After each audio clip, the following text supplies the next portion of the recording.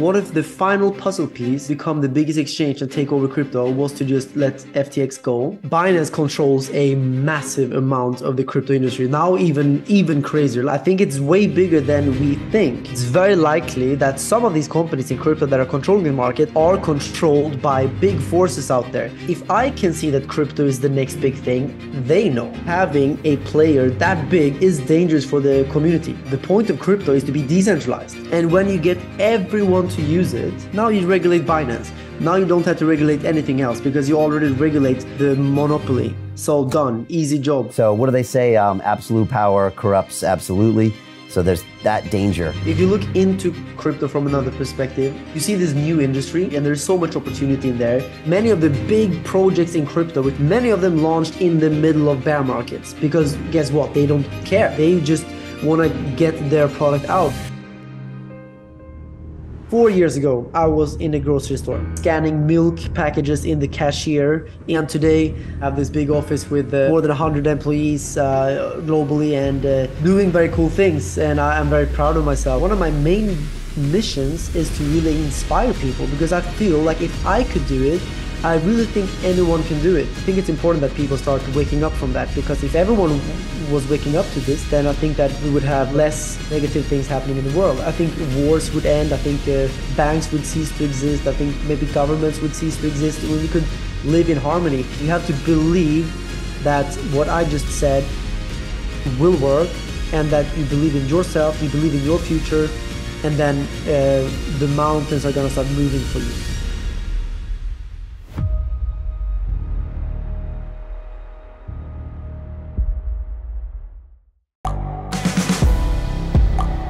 The world is changing. Inspiration is everywhere. It has never been so easy to connect, share, and bring people together. We're learning from others and finding the best in ourselves. Challenging our beliefs. Sharing our vulnerability. Overcoming our fears. Transforming ourselves so we can transform the world. How far can we go? This is London Real. I am Brian Rose. My guest today is...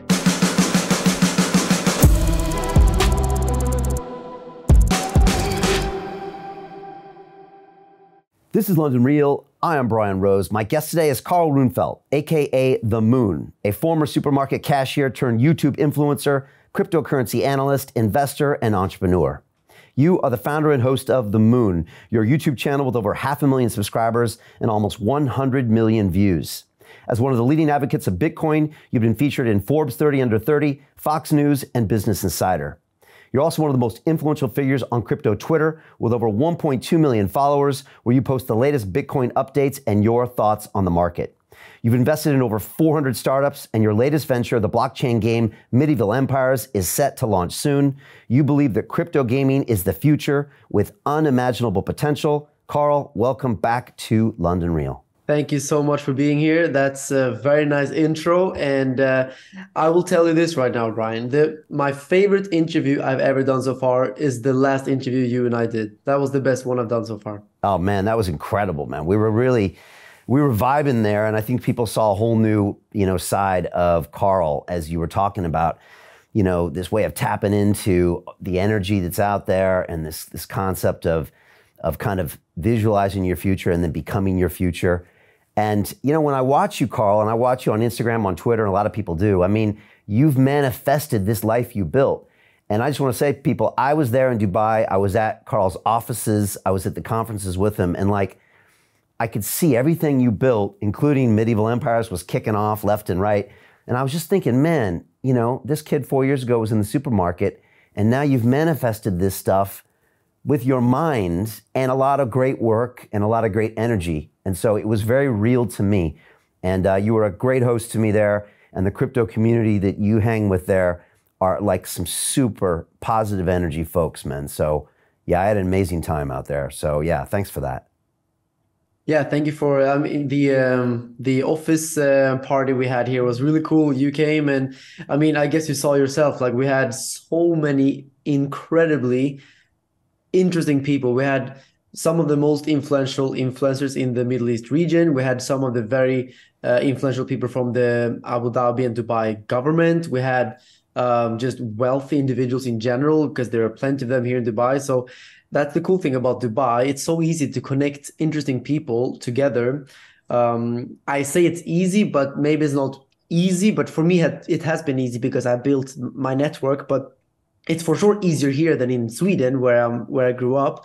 And I'm so happy to be based here. And yeah, it was great hosting you, man. And when I come to London, we should hang out. Yeah, we're definitely going to do that. And yeah, just to finish on Dubai, like I just felt the vibe there. And there's just such a positive energy. Everyone's focused on the future. Everyone's there to build. There's no like dead weight in Dubai. I don't see a bunch of people just phoning in their day there. You know, I don't see a bunch of people just like zombies going to work. Like everybody in Dubai is like, we're here to build the future. And it's a great energy to be around, especially if you're already kind of on the wavelength. You're like, there's all my friends. And so it's like, it's a great place to be, man. So yeah, look, I can't wait to jump in and talk to you today. Look, there's so much happening, and we should just dive in to what's happening, because you've been in this market for a while, Carl.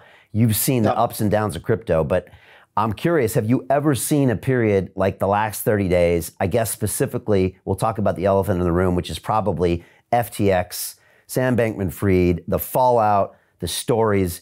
What's your take on it from Carl the Moon's perspective? The whole FTX disaster or scandal is it is a massive, massive thing. Like, we cannot take it too lightly. It is definitely going to hurt the reputation of crypto in the coming years. It is already it already damaged the reputation of crypto. It is definitely comparable with the Mt. Gox scandal that happened many, many years ago. That was one of the big like first setbacks for crypto. I was not even in crypto back then, by the way. Mt. Gox was the biggest exchange in crypto, and we're talking, I think we're talking 2013, 14 here. And when Mt. Gox collapsed, Mt. Gox actually controlled like 80% of the exchange market, and like many of the Bitcoin transactions were actually done with Mt. Gox. So that was a disaster. And after Mt. Gox collapsed, the Bitcoin price corrected like, I think 80% or something. It was a incredibly severe bear market for a couple of years or 3 years there. So this, what happened to FTX, is definitely comparable. The market is bigger today, and FTX didn't control 80% of the market, but it is, or was, the second biggest crypto exchange, and has built up a lot of reputation as a big exchange. And if you asked me 3 months ago if I think FTX is going to collapse, I would have said, no way, it's not going to happen. It's the second biggest exchange. Like, no way that's going to happen. Just like that's what I would say about Binance, and I would say that about Coinbase. But what happened with FTX clearly showed me that we cannot take things for granted, and we cannot assume that a big player is solid simply because it's big and has a big reputation. FTX has the FTX Arena in, if it's Miami, I believe. Yeah. They have had the FTX logo on the Mercedes Formula One car. Here in the Middle East, Gumball, you had FTX logos on every single car here on the supercars. And, you know, FTX had built such a strong brand, almost equal to the one of Binance, to be honest. Like, FTX is just, or was just as publicly respected in a way as Binance. And I would be able to tell, because I've been in the space, I think 5 years now, if you count the first year when I was still in the grocery store. And I've seen FTX and Binance grow along each other, and I'm very surprised. I'm very, very surprised. And it will be very easy for people coming outside of crypto and saying that, oh, this should have been obvious, and oh, you're all a bunch of scammers in crypto. But like, it was not obvious. It was very few people who were in the know of FTX. And it came as a shock and surprise to the vast majority in crypto. But it is definitely a massive setback, and I think it's going to take a couple of years for crypto to recover from their reputational damage, unfortunately. And I didn't lose money specifically in FTX, maybe a little bit, but like we're talking a very small amount of like old tokens that I just didn't claim for a while. Very, very minor stuff. I didn't hold any big holdings there, but I have lost a lot of money on other exchanges and protocols where I took risk and I lost money. So I know how it feels to lose money, other than just losing the value of the Bitcoin dropping, but actually like literally losing your hard assets. That it really sucks, and it's really it feels really bad. And I think we're all in the same spot here. Many people lost money. I mean, BlockFi literally 2 days ago came out and said they're also bankrupt now. So that's all the money gone. And we also already had to deal with Luna, Celsius. Yeah, right now the crypto space has definitely seen better days, and it's very sad, but it is also a natural part of a growing industry. There will be ups, there will be downs, there will be players that mismanage users' funds, and there will be scammers. There will be all of these things, and the same was with the internet.com era. I mean, everyone looks back now and thinks that it was very obvious that you had to invest in Google and Amazon. But those people that invested in Google and Amazon, they also invested in a bunch of businesses that went to zero, probably because the founders ran away with the money, or because the business model was stupid, or, all the reasons why crypto companies are going down right now. But there are many companies in crypto that are going to go on and become the multi-billion-dollar companies in the future. And it's just our job to try to figure out which ones. And obviously, I'm also building companies, and I'm not going to stop building just because we have a bear market. I'm here building every single day, and I have many employees supporting my vision. And of course, it's bear market. I'm going to cut down on certain spendings. I'm going to be more cautious. Of course, everyone is. But now is the time to build, and now is the time to separate yourself from the bad actors and the people that are just complete, cowboys in the Wild West. This is a great opportunity. I always tell my students to like show the world that you're here on the front lines. I mean, I had Yatsu from Animoca Brands here in the studio in London a couple weeks ago, and it was just important for me to show the world that we're not running and hiding. Like, we're here. We're in this business for the next 10 years. Like, we're massive fans of the blockchain industry, crypto, DeFi, all that stuff. So I agree. This is the time where you want to stand up and show the world you're building, you're still involved, you still care, while the fair weather friends run away. And again, the crypto is a small market, and everyone remembers, right? So they'll see who like stayed and built. And I know you're building over there. I was at Token 2049 in London when all that news hit. And I think the general feeling, Carl, it was just like, it felt a little embarrassing because we were right across from Canary Wharf, where all my clients used to be, at Credit Suisse and Barclays and Citibank. The buildings are towering over us. And I know those guys are looking down thinking, look at you crypto goofballs. Like, you can't even handle an exchange. And I'm like, I want to say, no, there's so much more to this industry. Look at DeFi. DeFi is actually, it functioned correctly. You just had some cowboys that weren't doing good risk management, that nobody did due dil on, that, got over-levered, just like long-term capital management did in 1998, not dissimilar from maybe mortgage crisis in '08. I mean, I've been in the industry for a while, but it still, like you said, was a setback, and it makes the industry look bad. And again, we had big investors in FTX, Sequoia, you had VCs that should know better. And now when we go and dissect it, I guess it's easy to be a Monday morning quarterback, as they say, but there were a lot of red flags. But like you said, it was a huge branded everywhere. SBF was just a guy that you were like, throw money at him and don't question him.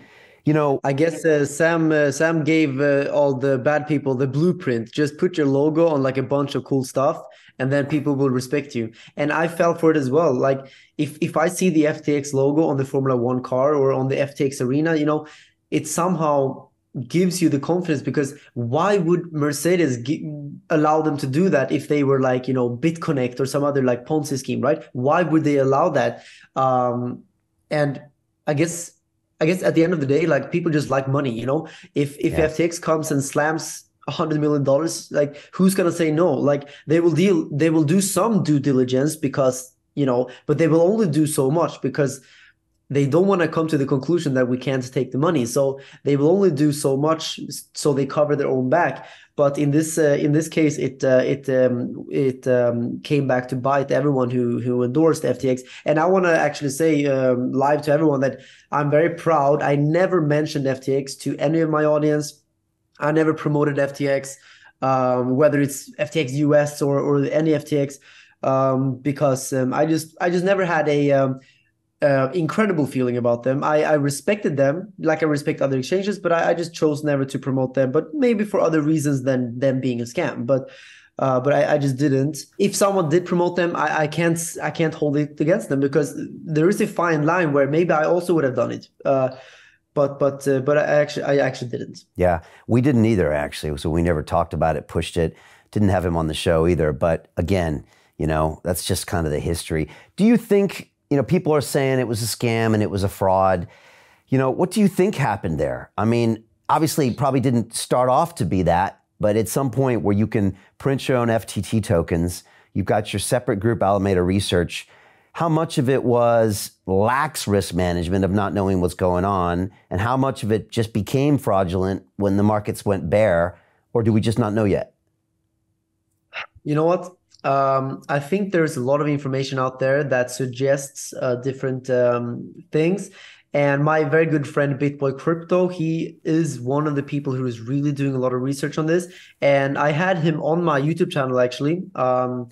People can go and watch it on my YouTube channel. It's a collaboration, me and BitBoy Crypto. And in that video, which is live on my channel, he is talking about some very, very, backdoor stuff, like, some shady things in the background that has been going on starting from the very beginning of the inception of FTX. So BitBoy is of the perception that FTX was a scam from the very, very beginning, with very, very shady people basically starting the exchange for the reason of doing bad things. Now, I wouldn't say that I am the guy who has all the information about this, and I don't think I want to like publicly come out and say things, because I don't want to, I want to have the facts straight. But I'll be happy to connect you with BitBoy Crypto. I think you guys should make a collaboration as well here, because he has some very interesting opinions about this whole thing.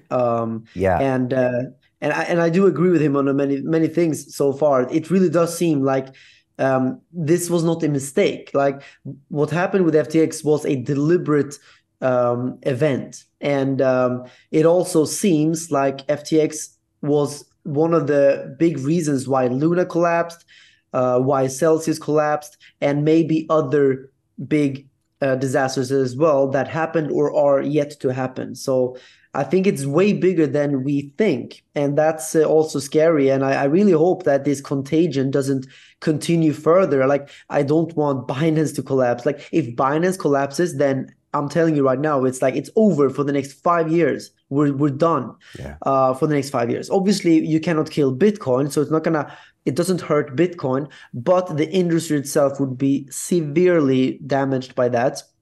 And another massive threat to crypto right now is US dollar Tether. If Tether were to collapse for some reason, whether it's a contagion from the FTX collapse or from the simple reason that it's not fully reserved, because there is so much information suggesting that Tether is not 100% backed up by actual assets, which means that it's just a fractional reserve. If it collapses, then that pulls the rug on the whole crypto industry, and that's the only scenario which would let me entertain Bitcoin going down to something like 5K or 3K. I really don't think this is going to happen, but you never know. And unfortunately, this industry is so small today that there are certain things, like fundamental things, that could happen that could destroy the price short term, that we don't have any, we cannot do anything about it. It's just what it is. Like, it's up to the universe, or I don't know, the God, or whoever, we just have to hope that we survive this bear market now. Yeah, those are two great things to look out for. Obviously, Binance now with a ton of market share. And I do want to come and ask you about CZ later. Tether, the highest volume US stablecoin, but also never completely proven on their fractional reserves. But it's used so much in the industry that if either one of those collapsed, I agree, crypto would be dead for, well, maybe not 5 years, but a good 3 years plus. So yeah. With Sam, first of all, BitBoy was here on my show about 4 weeks before I came to Dubai, and then he was on stage at Future Blockchain Summit. And I'm telling you, Carl, but you know what Ben's like. He was going off on stage on various people, and like Gensler. We talked about Do Kwon, and then he did a whole tirade on Bankman-Fried. Literally, the FTX booth was like earshot away, and it hadn't happened yet. And like, I always do what I do on London Real. Again, we've been proponents for free speech since the beginning. We had to fight for it in 2020 when YouTube was shutting us down. But I just sat there and I listened to him because I think you got to let the person speak. So he put it out there. It made a lot of people uncomfortable, but I'm glad people were listening, because then literally 2 weeks later, it's going off. And now, BitBoy's down there in the Bahamas and going hardcore, and we could talk about that too. But, it's been interesting to see what he's uncovered, and I know he saw a lot of things happening behind the scenes. I got to ask you a question. We're seeing all these weird things in the mainstream media, Carl. Like, Sam is still set to speak at a New York Times event featuring some of the biggest players in the world in government and corporations, and Wall Street Journal front page articles that seem to be saying really good things about him, and like in a weird way defending him and talking about how it's a shame that his philanthropy has gone down. And we've all in crypto been shocked that he seems to be getting support, maybe from politicians, from mainstream media. I don't know. Do you have a read on this? Did you notice that as well? And do you have any thoughts of why?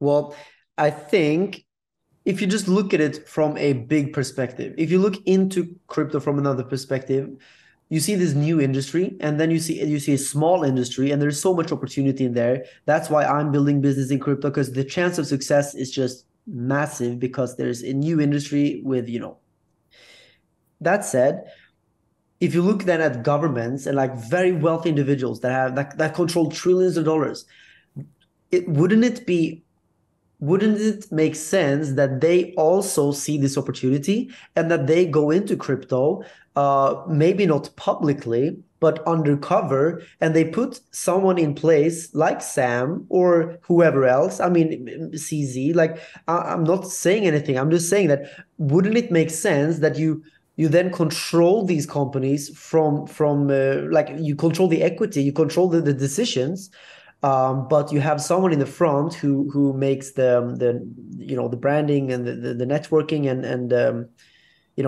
publicly controls the company. So that would make sense in my mind, because if I had trillions, that's what I would do.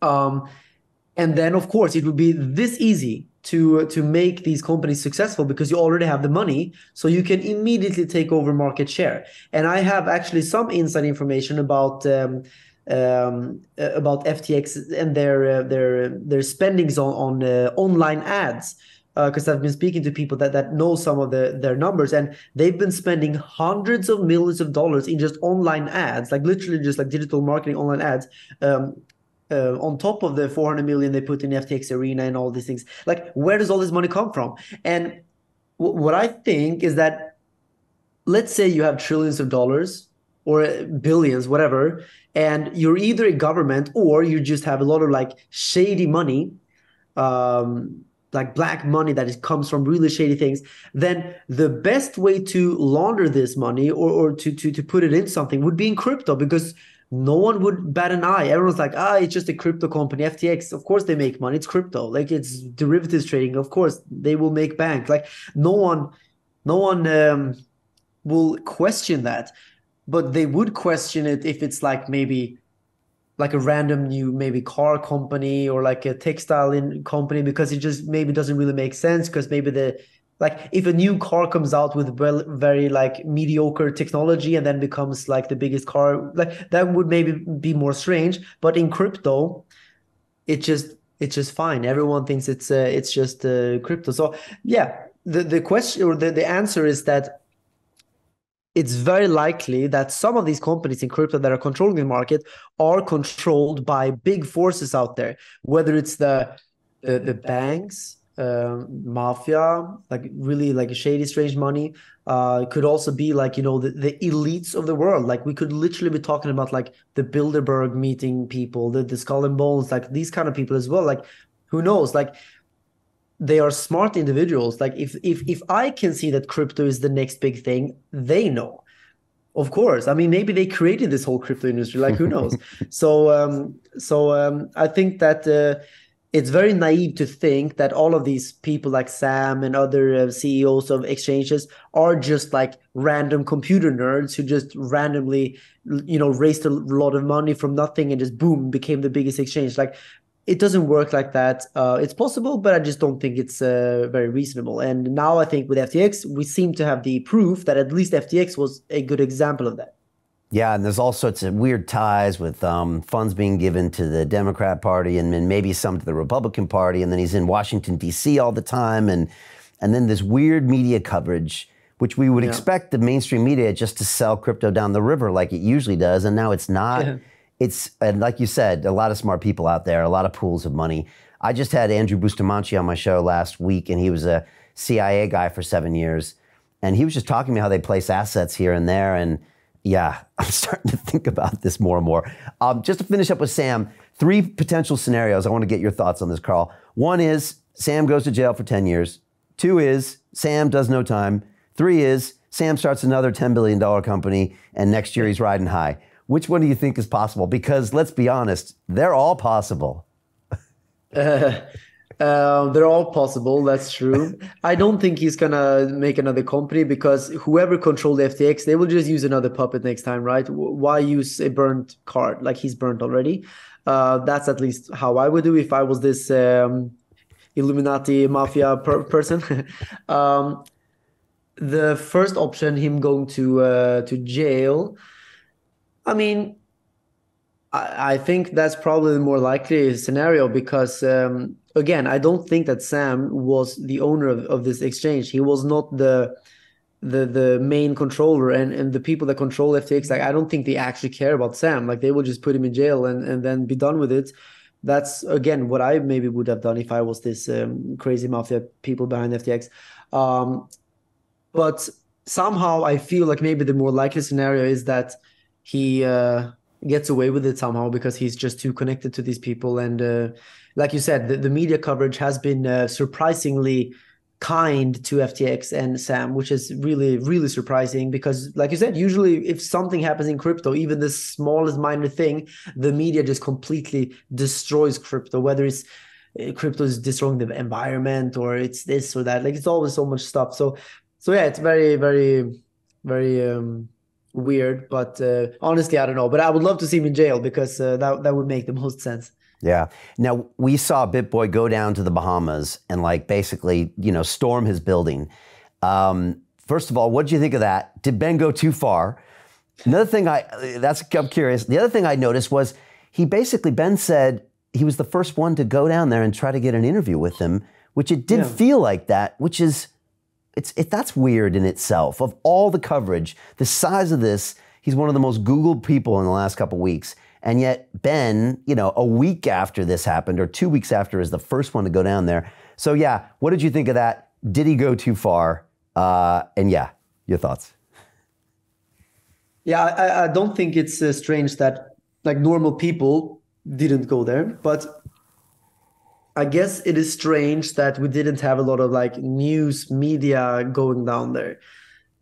Just like Ben. Yeah, like Ben was there doing some coverage and actually, trying to get an answer from Sam, and somehow it would seem like an opportunity for like CNN and the likes to go down there and take advantage of the situation. And to be fair, of course, that's what Ben is doing. He's taking advantage of a situation. It's a great PR move as well.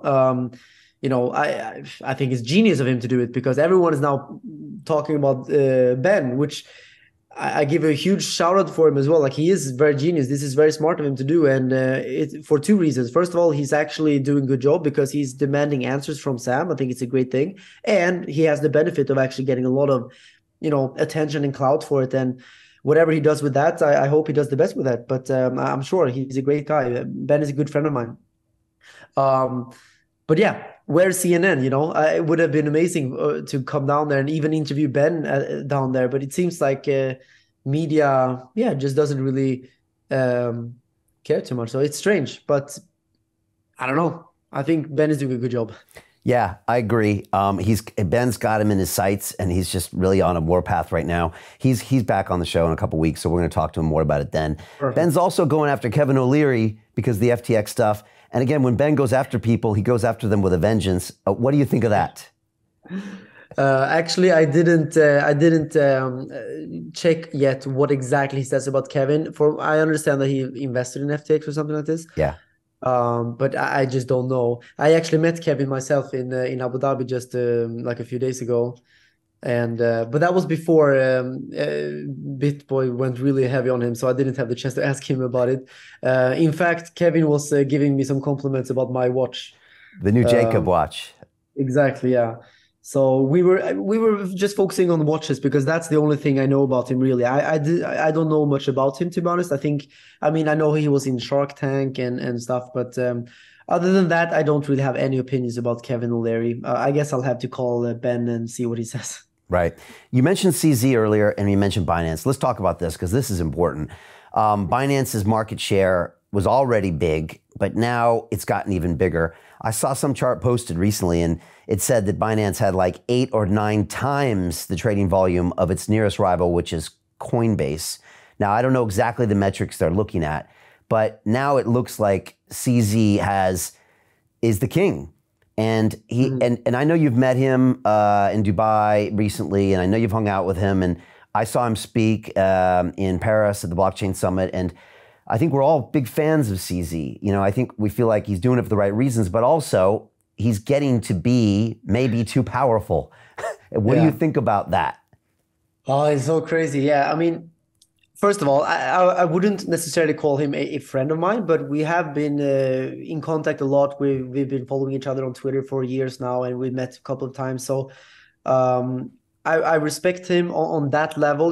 I think he's a very when you meet him, he's a very good guy. Like, we have great chats about whether it's business or crypto. He's one of us on that level. But I can't help but think that, what if he is literally a wolf in sheep's clothing?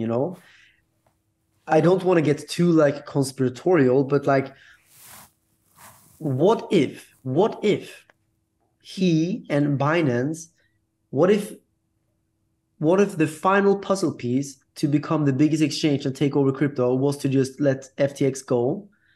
Maybe that was the plan from the beginning. I'm not saying it was. It's possible. If I, again, was this evil guy on top of the pyramid like this, I would be doing these things, it's strategy. It's a marketing strategy and propaganda stuff, but I don't want to go too speculative and conspiratorial because I have nothing to back it up with. I'm just saying that, Binance controls a massive amount of the crypto industry. Now even crazier. The FTX thing that happened was very good for Binance. If you talk just strictly about getting market dominance, it was fantastic for Binance. Binance is completely skyrocketing right now. Everyone is talking about CZ and Binance, how they're saving the crypto industry.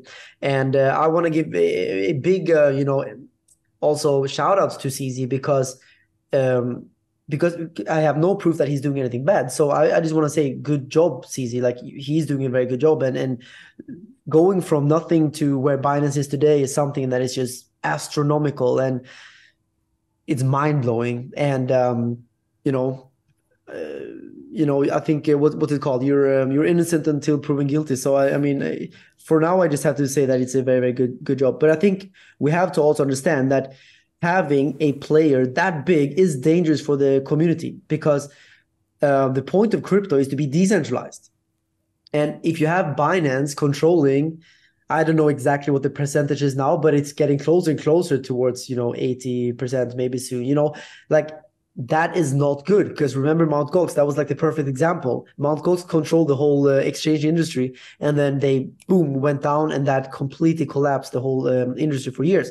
So for the sake of decentralization and freedom, and freedom of choice, and competition, it's very, very bad. No matter how much you love CZ, no matter much how I respect him, because I really like Binance and CZ, I have to say that. But I don't like having a player dominating the space too much. Monopolies are never good for the free markets. Yeah, no, I agree.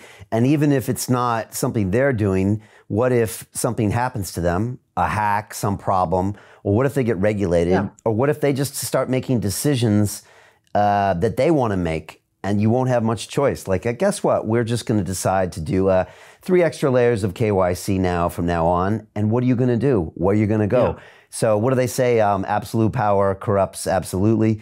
So there's that danger.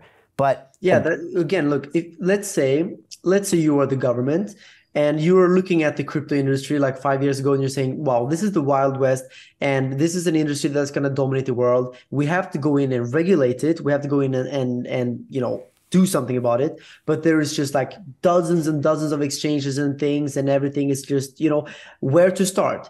Well, maybe you're thinking, okay, let's just start our own exchange, and we put all the money in there and all the regulation, and then we take the guy, the puppet, let him meet every single world leader in the whole world, which CZ is doing, by the way, and then just make Binance the freshest, most beautiful, cleanest, reputable exchange in the world, so everyone uses it. And when you get everyone to use it, now you regulate Binance. Now you don't have to regulate anything else, because you already regulate the monopoly. So done, easy job. And actually, like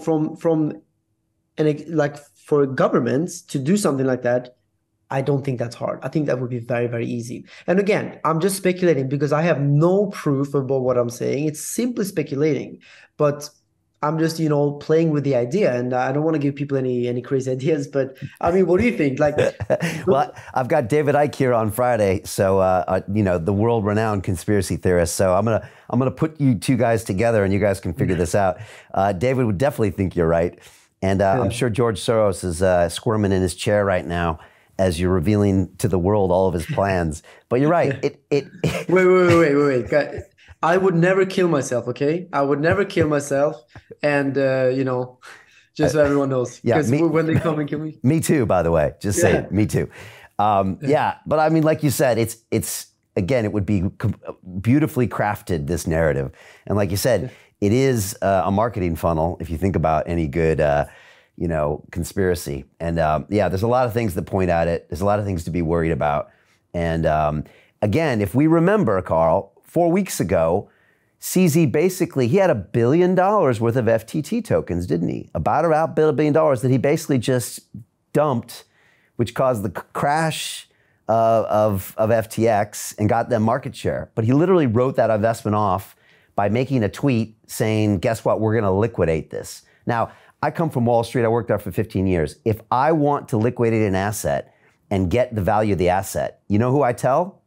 I don't tell my mother about that until it's liquidated. I do it nice and quiet.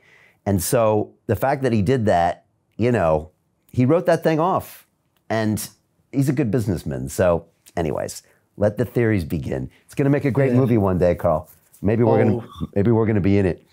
Every day in crypto, I feel like we are in a movie. It's really crazy. Like, things are happening that just, would make the best, episode of Billions or any of these like American TV series. Yeah, no, the characters here are better. I mean, they're actually better if you think about it. Actually, yeah. I mean, I got students now that have been with me for like a year and a half, and I tell them like a year in crypto is like 10 years in any other industry. And it has been. I mean, we've seen, it's like the craziest, it's like Star Wars, 7 different movies that we've seen with all the ups and the downs and the characters and it's crazy, man. It'll definitely give you gray hair or mature you fast. Talking about the markets, you've been putting a bunch of really great charts up there, and a lot of people don't know this about you, Carl, is that you're actually quite versed in technical trading and looking at a lot of technical analysis. You just posted a descending wedge pattern recently and you're looking at what could be the bottom or close to the bottom, and you're talking about where Bitcoin could go from here. Tell me about the markets, the price of Bitcoin, which is, I think, just under 17,000 right now. I think you think it's time to buy. And correct me if I'm wrong, but did you just not say you're going to give away your entire Twitter account of 1.2 million followers if Bitcoin doesn't hit 100,000 like in the next month? Is that what you said? Well, yeah, technically that's what I said, yeah. So basically, I made a tweet like I think over a year ago where I said, if Bitcoin doesn't hit 100K before the end of 2022, then I will delete my Twitter. And, I know how to create engagement, I knew that if I tweet this, it's going to get insane amount of likes and comments and retweets and articles and everything, and that happened. I got insane amounts of attention for that. And it is an attention grabbing economy. And sometimes I have my little things that I do. But it is of course a joke. And I think most people understand that it's a joke, but yeah, let's see. Like if someone thinks that I really should give away my Twitter, maybe I just donate it to someone who really needs it. Let's see. I'll take it. Yeah. All right. And so do you think we're at the bottom in crypto, in Bitcoin? So the thing is that on my YouTube channel, I do technical analysis. I've been doing that now for actually 5 years. I started 1 year before I quit my grocery store to do technical analysis. I guess I didn't start with TA, but at least, yeah, let's say 4 years ago, I started with technical analysis there. And I had a lot of success, and also I did some bad trades as well. The thing is, right now, like, how can technical analysis predict if FTX would collapse? How can technical analysis predict if Tether is going to collapse? It's not possible. There is a degree of truth to the statement that, show me the charts and I'll tell you the news. That's usually what I say, because usually I think the charts are way more powerful than news on certain time frames, like on the daily time frame, on the hourly, But when it comes to like these huge fundamental black swan events, like there's no TA in the world that can do anything about that. So I think we should go up from here, because I think we've seen maximum pain, maximum FUD. Like, how can it possibly be worse than this? Like, FTX collapses, the second biggest exchange, and BlockFi goes bankrupt, and this goes bankrupt. Like, I don't think it can get much worse in terms of like FUD that we have right now, like negativity, fear, uncertainty, and doubt. So I don't see any reason why we have to go lower. And another point is that many people, actually most people that I talk to right now, almost everyone, I would say, are saying that Bitcoin needs to go down to 13K, 10K, 5K. And when everyone shifts bearish like that, when all the bulls lost hope, that's usually the time to buy, because that's usually the reversal point. So I think there's a pretty decent chance now that we already saw the bottom. It's possible that this 15K that we touched there, that might have been the bottom, and we might just be going up from here, unless something very huge happens. If Tether collapses, all bets are off. If something else, like I said, if Binance goes down, I'm out for the next 2 years. I'll start making music or something for some time. I'll stop this bullshit. Yeah, you're pretty good on the guitar as well. So check out your videos. No, it's well said. And yeah, barring those events, we saw a similar version end of last year. Everyone was saying Bitcoin's going to hit 100,000 before Christmas. And again, when the whole market goes bullish, that's when you better watch out, because it usually means it's overbought, it's overlevered, and then we saw the correction as well. So it's a good rule of thumb. I want to take a complete break from the markets and ask about a fellow Bugatti owner that is good friends with you, I think, which is Andrew Tate. And I know you guys went back and forth with him talking about guys owning Bugattis, and you put a video back at him. Tell me about your relationship with Andrew, your fellow Bugatti owner, and are you guys buddies now? Well, actually, the first contact or communication we had was, I think, like a year ago when he bought his Bugatti. I already had my Bugatti, and I think someone even recommended me, said like, hey, look, this guy, he lives in Dubai. He just bought a Bugatti as well. So I just messaged him and said, hey, man, nice Bugatti. Let's meet up sometime.